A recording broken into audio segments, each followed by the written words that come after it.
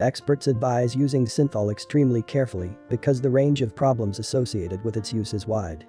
Moreover, an unnatural, asymmetrical and ugly body as a result of injection is far from the main evil. The most serious consequence that the use of the drug can result in is a blockage of the bodybuilder's blood vessels and, as a result, a fatal outcome. So in this video I will show some terrifying examples. So let's go.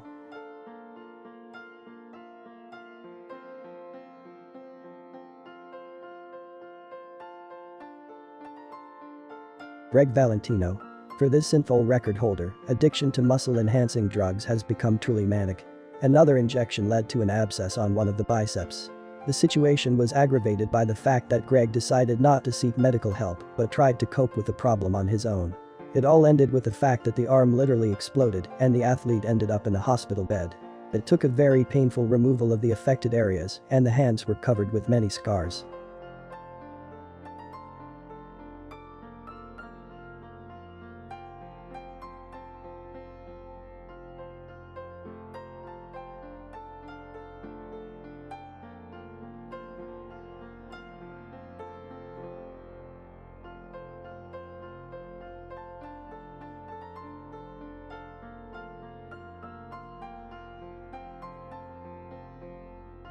Klaus Doring. Thanks to the injections of Synthol, the circumference of Doring's musculature was 68.5 centimeters.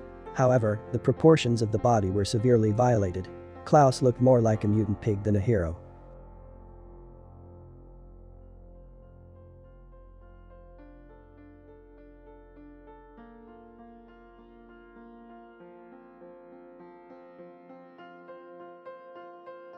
Romario dos Santos Alves.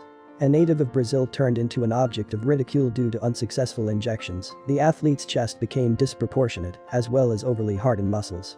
The use of Synthol caused dos Santos complications, which only miraculously did not lead to amputation of the hands.